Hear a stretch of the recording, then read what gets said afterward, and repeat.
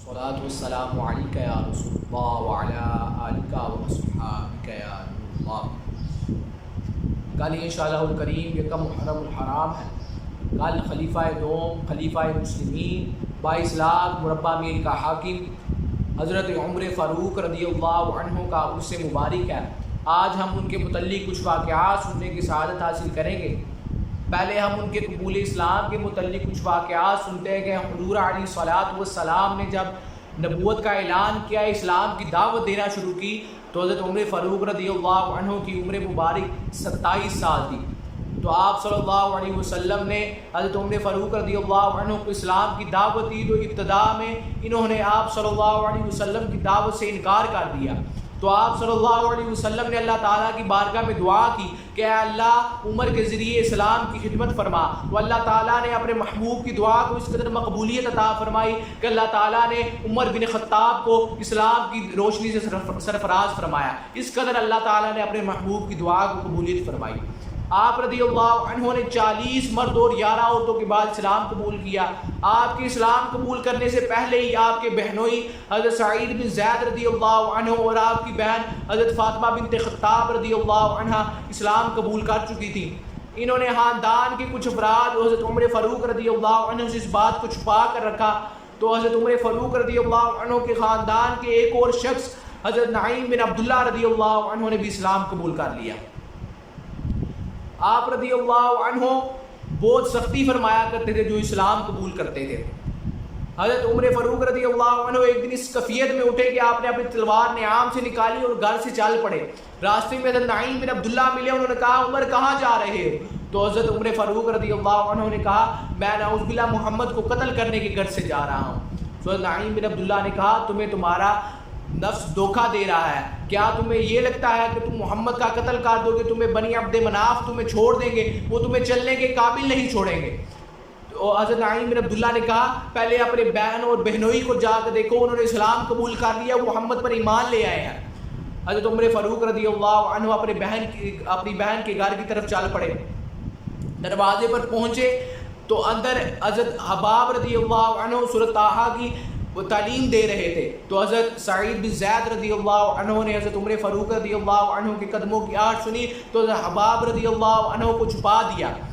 تو حضرت عمر فاروق رضی اللہ عنہ اندر داخل ہوئے تو انہوں نے کہا تم لوگ کیا پڑھ رہے تھے؟ تو حضرت عمر فاروق رضی اللہ عنہ کی بہن نے کہا کہ کچھ نہیں، ہم کچھ نہیں پڑھ رہے تھے۔ تو آپ رضی اللہ عنہ نے کہا میں نے اپنے کانوں سے سنا ہے اور مجھے معلوم ہو چکا ہے کہ تم لوگوں نے اسلام قبول کر لیا اور محمد پر ایمان لے آئے ہو۔ یہ کہتے ہوئے حضرت عمر فاروق رضی اللہ عنہ نے اپنے بہنوئی حضرت سعید بن زید رضی اللہ عنہ کے منہ پر تماچا دے مارا، اور آپ رضی اللہ عنہ کی بہن اپنے شوہر کو آگے بچانے کے لیے بڑھی تو آپ رضی اللہ عنہ نے انہیں دھکا دیا تو ان کا سر پھٹ گیا، ان کا خون بہنے لگا۔ تو حضرت سعید بن زید رضی اللہ عنہ نے بغیر کسی خوف کے، بغیر کسی ڈر کے یہ کہا کہ ہم دل و جان سے محمد پر ایمان لے آئے ہیں، بے شک ہم دل و جان سے محمد پر ایمان لے آئے ہیں۔ حضرت عمر فاروق رضی اللہ عنہ نے اپنے بہنوئی کے اس سخت لہجے کو دیکھتے ہوئے شرمندہ ہوئے اور کہا جو صفحات تم پڑھ رہے تھے وہ مجھے دو۔ حضرت فاطمہ بنت خطاب رضی اللہ عنہا نے کہا کہ اسے ناپاک شخص نہیں چھو سکتا، آپ پہلے غسل فرمائے۔ حضرت عمر فاروق رضی اللہ عنہ نے غسل فرمایا تو ان صفحات کا مطالبہ فرمایا تو آپ کی بہن نے سورۃ طٰہٰ کی تلاوت شروع کی۔ جب وہ اس آیت پر پہنچی، آپ نے سورۃ طٰہٰ کی تلاوت شروع کی تو جب وہ اس آیت پر پہنچی اننی انا اللہ لا الہ الا انا فاعبدنی واقم الصلاۃ لذکری، بے شک میں ہی اللہ ہوں اور میرے سوا کوئی دوسرا معبود نہیں، اس لیے تم میری عبادت کرو اور میری ہی یاد میں نماز پڑھا کرو۔ حضرت عمر فاروق رضی اللہ عنہ نے یہ آیات سنی تو آپ رضی اللہ عنہ کی آنکھوں میں آنسو آ گئے اور آپ کہنے لگے یہ بہت عظمت والا کلام ہے۔ پھر آپ رضی اللہ عنہ بے اختیار ہو کر کہنے لگے اشہد ان لا الہ الا اللہ واشہد ان محمد عبدہ ورسولہ۔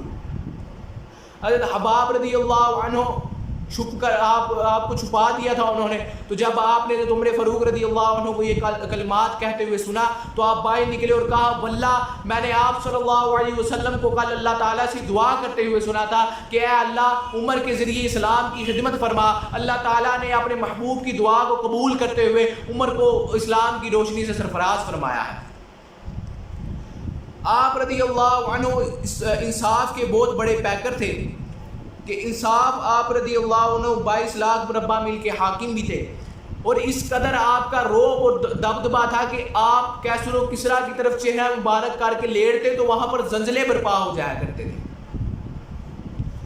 حضرت سیدنا ابوبکر صدیق رضی اللہ عنہ 21 جمادی الثانی 13 ہجری کو اس جہان فانی سے کوچ فرمایا. حضرت سیدنا ابوبکر صدیق کے وصال کے بعد حزب وصیت سیدنا عمر فاروق کو منصب خلافت سنبھالا اور تاریخ اسلام میں دوسرے خلیفہ بنے کہ حضرت ابوبکر صدیق رضی اللہ عنہ نے اپنے وصال کے وقت جس بندے کو منتخب فرمایا خلافت کے لیے وہ حضرت عمر فاروق رضی اللہ عنہ تھے. حضرت سیدنا عمر فاروق رضی اللہ عنہ نے 23 جمادی الثانی 13 ہجری کو منصب خلافت سنبھالا. اس وقت آپ رضی اللہ عنہ کی عمر 52 سال تھی جس وقت آپ رضی اللہ عنہ نے منصب خلافت سنبھالا. اور انصاف جب آپ خلافت پر بیٹھے اس قدر انصاف کے پیروکار تھے کہ حضرت سیدنا عمر فاروق رضی اللہ عنہ نے حضرت عمرو بن عاص رضی اللہ عنہ کو مصر کا گورنر بنا کر بھیجا. کچھ عرصے بعد یہ اطلاع ملی کہ عمرو بن عاص کے پاس بہت زیادہ مال اکٹھا ہو چکا ہے. تو آپ رضی اللہ عنہ نے دریافت فرمایا, خط لکھ کر بھیجا, کہا عمرو بن عاص تمہارے پاس سنا ہے بہت مال اکٹھا ہو گیا, یہ مال کہاں سے آیا ہے؟ تو حضرت عمرو بن عاص نے کہا اے خلیفہ مسلمین, یا آپ کو معلوم ہے کہ یہاں پر بہت لڑائیاں اور بہت جنگیں ہوتی ہیں, اس وجہ سے میرے پاس مال کی کثرت زیادہ ہو چکی ہے. تو آپ حضرت عمرو بن عاص رضی اللہ عنہ نے کہا واللہ اگر خیانت کرنا حلال بھی ہوتا تو میں آپ رضی اللہ عنہ سے کبھی خیانت نہ کرتا, میرا نسب ایسا نہیں کہ میں آپ رضی اللہ عنہ سے خیانت کروں. تو آپ حضرت عمر فاروق رضی اللہ عنہ نے ہاتھ لکھ کر بھیجا اور کہا کہ میں تمہارے سے پوچھ گچھ اپنی کوئی ذاتی مفاد کے لیے نہیں کر رہا. تو آپ رضی اللہ عنہ نے کہا کہ میں نے تمہارے پاس حضرت محمد بن مسلمہ کو بھیجا ہے, تم ان کے آدھی رقم ان کے حوالے کر دو. تو اس قدر انصاف کی بھی آپ پیروکار تھے. اور ایک دن مدینہ کی دھرتی پر زلزلہ برپا ہو گیا اور آپ رضی اللہ عنہ نے اپنا ڈنڈا زمین پر مارا. تو کہا اے زمین ایک جگہ پر ٹھہر جا, کیا محمد تم پہ, کیا عمر تم پہ انصاف نہیں کرتا, ایک جگہ پر ٹھہر جا. تو اس قدر آپ رضی اللہ عنہ جلال کے حامل تھے اور 22 لاکھ مربع میل کے حاکم تھے.